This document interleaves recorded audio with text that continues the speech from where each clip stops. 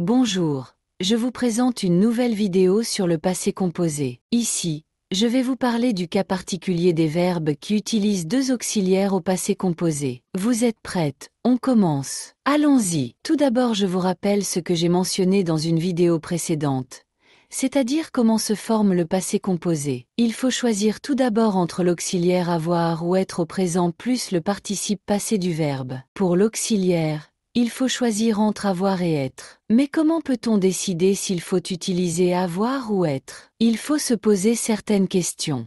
Je vous rappelle très brièvement ce que je vous ai dit dans la vidéo précédente. Est-ce que c'est un verbe pronominal? Oui, utilisez être par exemple se laver. Je me suis lavé, tu t'es lavé, il s'est lavé, elle s'est lavée, etc. Avec les verbes pronominaux, c'est l'auxiliaire être qu'il faut choisir. Ensuite, est-ce que c'est un des verbes ci-dessous dans cette illustration qui s'appelle la maison d'être? Ce sont tous des verbes qui ne sont pas pronominaux mais qui doivent utiliser être au passé composé. Dans ces cas-là, n'hésitez pas, c'est l'auxiliaire être que vous devez choisir. Par exemple, partir. Je suis parti, tu es parti, il est parti, elle est partie, etc. Si c'est un autre verbe, vous utilisez l'auxiliaire avoir. Par exemple, le verbe regarder.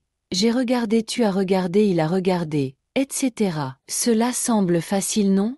Les verbes pronominaux, les verbes de la maison d'être avec l'auxiliaire être, et les autres avec l'auxiliaire avoir. Mais en fait, certains verbes peuvent utiliser soit avec l'auxiliaire avoir, soit avec l'auxiliaire être. Donc, nous allons parler précisément de ces verbes. Observez à nouveau cette illustration de la maison d'être. Peut-être avez-vous remarqué qu'il y a un astérisque devant certains verbes. Vous voyez cette petite étoile en haut à gauche de certains verbes.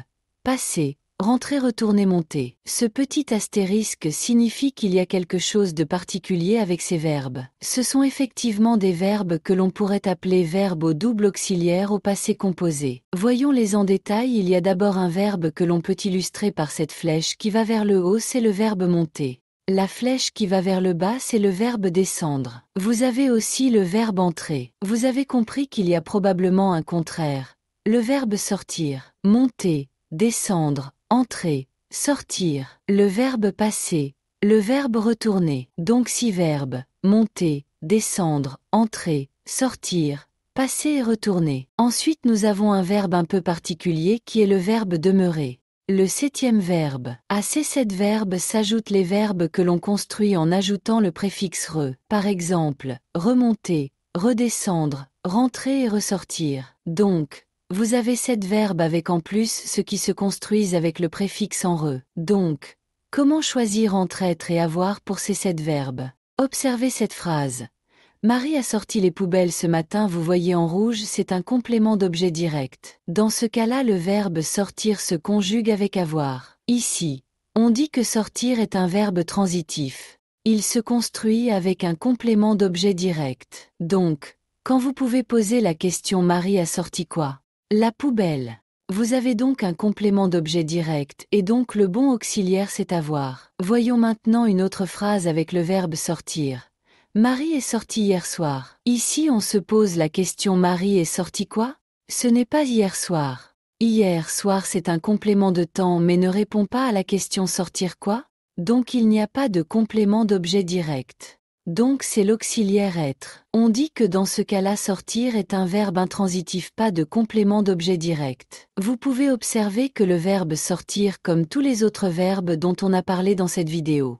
Ce sont des cas particuliers. Ils peuvent être soit transitifs construits avec un complément d'objet direct, soit intransitifs, pas de complément d'objet direct. Voyons un autre exemple.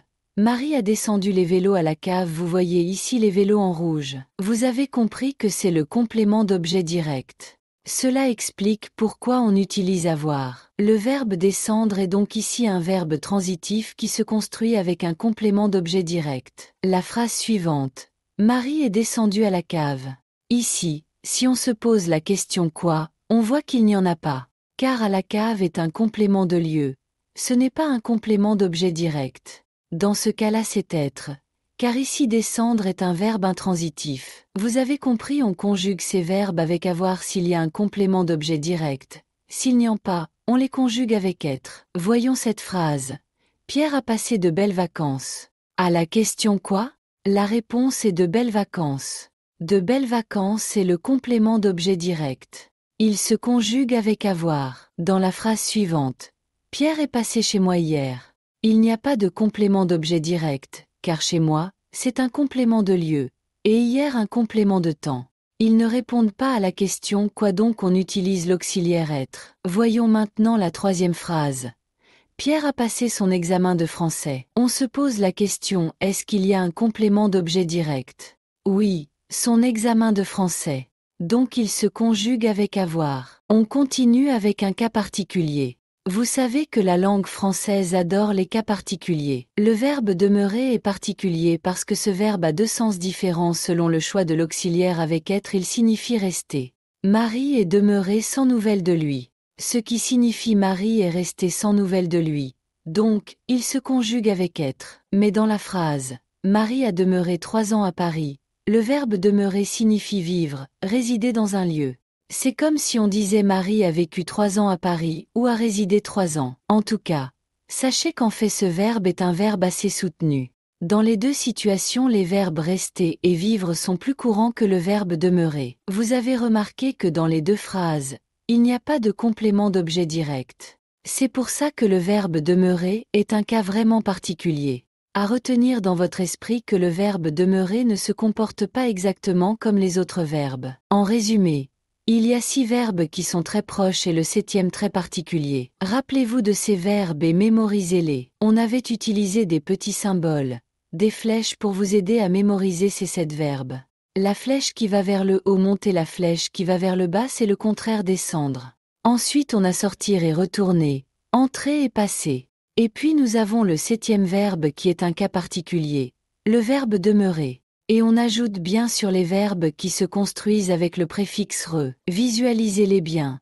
Pensez à bien les mémoriser. Commencez immédiatement à pratiquer à faire des exercices pour ne pas vous tromper. Je vais vous proposer plusieurs activités et exercices pour vous entraîner. Je vous remercie de votre attention et je vous dis à très bientôt.